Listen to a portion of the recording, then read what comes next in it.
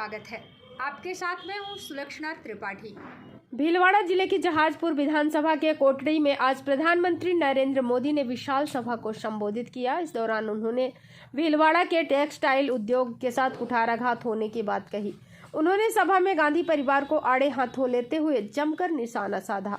इसके साथ ही भाजपा के घोषणा पत्र की योजनाओं का बयान करते हुए उन्हें पूरा करने का वादा भी किया। प्रधानमंत्री नरेंद्र मोदी ने अपने उद्बोधन में कहा कि कांग्रेस की तरह हवा में बात करके युवाओं को नौकरियां, अच्छी सड़कें, बिजली, पानी नहीं मिलती। इसके लिए निवेश चाहिए और निवेश के लिए ईमानदार सरकार चाहिए। यह कांग्रेस के 5 साल में नहीं मिला और आगे क्या दे सकते हैं वो।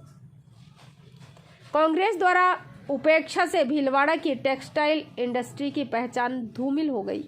यहाँ जो बिजली के खेल का खेला हुआ उससे उद्योग चौपट हो गए। यदि हमारी सरकार बनी तो इसके गौरव को फिर से लौटाया जाएगा। मोदी ने गहलोत सरकार पर तंज कसते हुए कहा कि कांग्रेस सरकार के जाने की उल्टी गिनती भी शुरू हो गई है। गहलोत जी वोट कुछ भी ना मिले। मोदी ने इस दौरान कांग्रेस आला कमान पर भी तंज कसते हुए कहा कि जब जब किसी नेता ने गांधी परिवार के खिलाफ कुछ बोला है तो उसे उसका मूल्य चुकाना पड़ा है। आप सभी लोगों को कांग्रेस का इतिहास मालूम है। अगर कोई भी राजनेता कांग्रेस में सच बोलता है, उस राजनेता द्वारा सच बोलने के कारण इस परिवार को थोड़ी सी भी असुविधा हो जाए या कांग्रेस के परिवार को थोड़ा भी चुभ जाए तो मान लेना सच बोलने वाले की राजनीति तो गड्ढे में गई। पूरी कांग्रेस में जिस राजनेता ने परिवार के सामने कुछ भी कहा या बोला वह हमारा साबित हुआ। राजेश पायलट ने एक बार कांग्रेस के परिवार को कांग्रेस की भलाई के लिए चुनौती दी थी। फिर राजेश पायलट भी झुक गए थे। लेकिन यह कांग्रेस परिवार ऐसा है, राजेश जी को सजा तो सजा दी लेकिन उनके बेटे को भी सजा देने में पीछे नहीं हुए। राजेश पायलट तो अब इस दुनिया में नहीं रहे लेकिन उसकी लड़ाई व खूनस बेटे पर भी निकाल रहे हैं।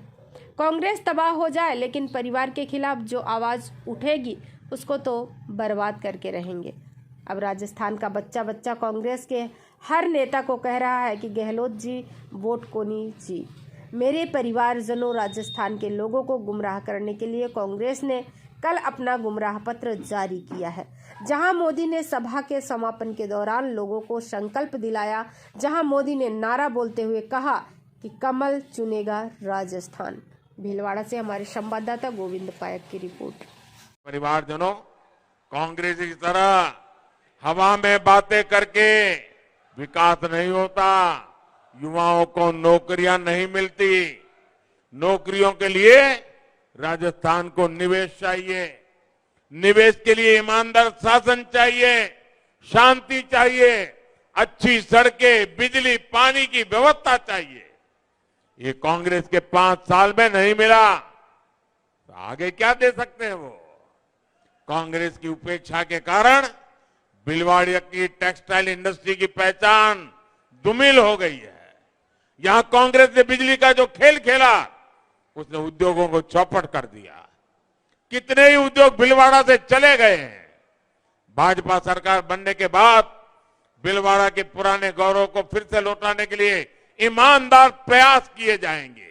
कांग्रेस सरकार के जाने की उल्टी गिनती भी शुरू हो गई है।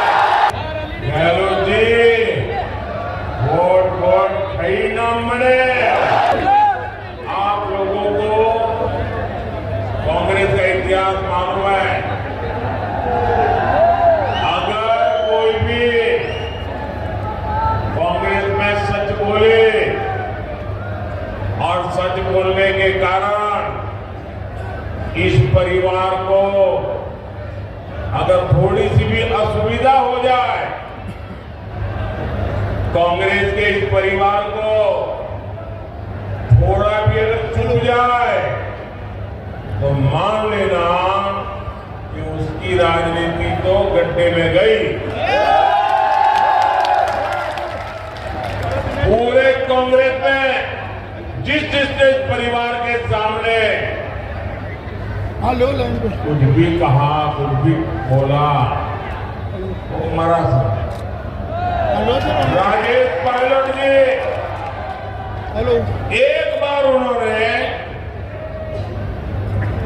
कांग्रेस के इस परिवार को कांग्रेस की भलाई के लिए चुनौती दी थी, एक बार। फिर वो भी चुप गए थे।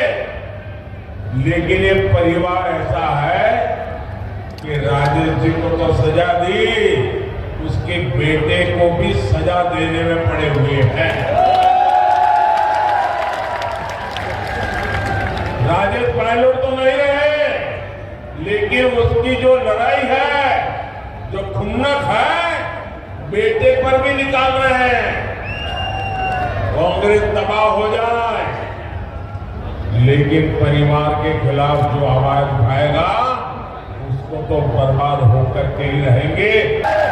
तुष्टीकरण के लिए कांग्रेस ने जो रास्ता पकड़ा है, वो राजस्थान को तबाही की ओर ले जाएगा। और कांग्रेस को साफ कौन कर सकता है? कौन साफ कर सकता है? जी नहीं, आपका एक वोट साफ कर सकता है। और वोट भी सिर्फ और सिर्फ कमल को ही देना चाहिए। नकली लोगों के लिए जगह नहीं होती है। मोदी वही है जहां कमल है। कांग्रेस के सारे काले कारनामे लाल डायरी में दर्ज हो चुके हैं और इसलिए लाल डायरी का नाम सुनते ही गहलोत जी गुस्से से लाल हो जाते हैं। अब राजस्थान का बच्चा कांग्रेस के हर नेता को